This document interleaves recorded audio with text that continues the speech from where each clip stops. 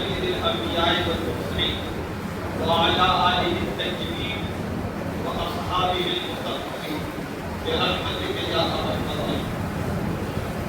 بنا اپنے اعمال کو رحمت کے قابل، بنا اپنے اعمال کو یعنی اپنی نماز، اپنے روزے، اپنی زکوٰۃ، اپنے حج کو، اپنی سحری کو، اپنے افطار کو، اپنی تلاوت کو، اپنی عبادت کو، بنا اپنے اعمال کو رحمت کے قابل کیا کر ہر گھڑی ذکر الہی، اٹھتے بیٹھتے چلتے پھرتے سوتے جاگتے ذکر الہی کرتے رہا کیجیے. اٹھیے تو کہیے سبحان اللہ، بیٹھیے تو کہیے الحمدللہ. آپ جب اٹھتے بیٹھتے چلتے رب کو راضی کریں گے، رب کا ذکر کریں گے تو رب کا قرآن میں وعدہ ہے فاذکرونی اذکرکم واشکروا لی ولا تکفرون. تم میرا ذکر کرو میں تمہارا ذکر کروں. وہ خالق ہے، ہم مخلوق ہیں. وہ رازق ہے، ہم مرزوق ہیں. وہ حاکم ہے، ہم محکوم ہیں. وہ قادر ہے، ہم مقدور ہیں.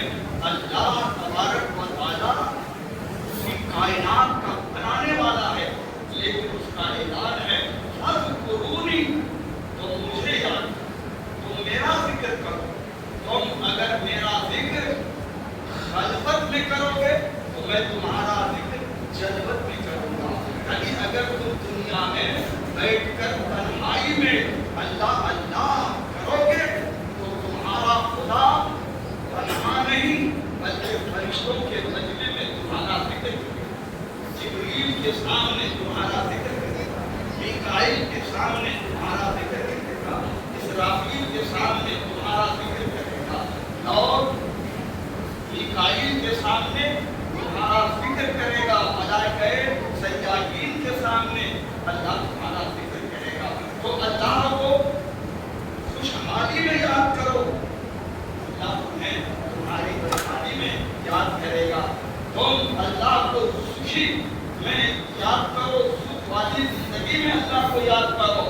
اور جب کبھی مصیبت کے پہاڑ اوپر آئیں گے تو رب کا وعدہ ہے میں تمہیں وہ ایک بارش میری طرح، حدیث قدسی ہے کہ اگر تم بندہ ہو کر تو میری طرح ایک بارش پڑے گا تو میں خالق ہو کر اپنی رحمت کو ایک ہاتھ بڑھا.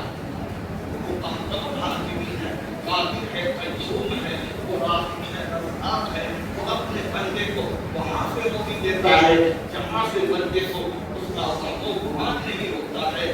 وَتُعِزُّ مَن تَشَاءُ وَتُذِلُّ مَن تَشَاءُ بِيَدِكَ الْخَيْرُ إِنَّكَ عَلَىٰ كُلِّ شَيْءٍ قَدِيرٌ. اللہ جسے چاہے اسے عزت دے دے، اللہ جسے چاہے اسے ذلت دے دے.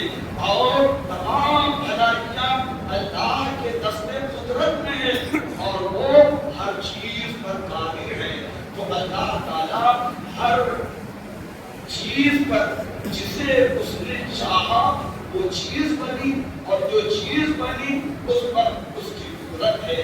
اس لیے کوئی بھی انسان، کوئی بھی جنات، کوئی بھی عروج، کوئی بھی طیور، کوئی بھی چرند، کوئی بھی پرند اللہ کے دست قدرت سے باہر نہیں ہے. اس لیے ہم سب کو رب کی حضور جھکنا چاہیے تھا. فاذکرونی اذکرکم، تم میرا ذکر کرو میں تمہارا ذکر کروں گا. واشکروا لی، تم میرا شکر کرو، میرا شکر کرو.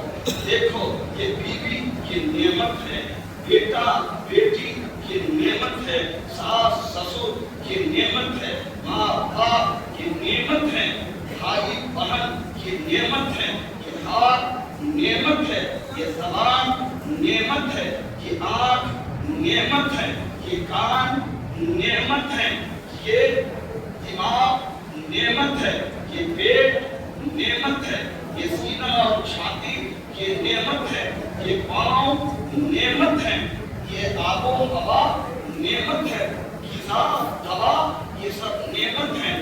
رب کی نعمت کو گننا چاہو تو خود خدا نے قرآن پاک میں فرمایا وَإِن تَعُدُّوا نِعْمَتَ اللَّهِ لَا تُحْصُوهَا، اگر अल्लाह की नेमत को गिनना चाहो तो गिन नहीं सकते।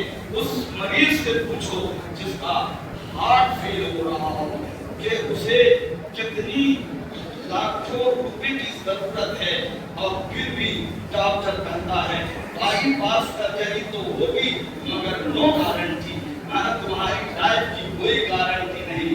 इसी तरह से हाथ फ्रैक्चर हो जाए, पैर फ्रैक्चर हो जाए, आंख टूट जाए, याद करो तो उस वक्त इंसान को इन नेमतों की कदर होती है कि अल्लाह ये हवा जो दे रहा है फ्री ऑफ चार्ज दे रहा है, हमें ग़िज़ा जो दे रहा है फ्री ऑफ चार्ज दे रहा है, हाथ उसने फ्री ऑफ चार्ज दिया है, ज़बान उसने बोलने के लिए फ्री ऑफ चार्ज दिया है, कान सुनने के लिए उसने फ्री ऑफ चार्ज दिया है।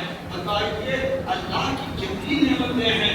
एक ज़बान अगर इसका मज़ा बिगड़ जाए, बुखार हो, मलेरिया हो, टाइफाइड हो, डेंगू हो, तो इंसान कितना परेशान होता है। लेकिन याद रखिए रब की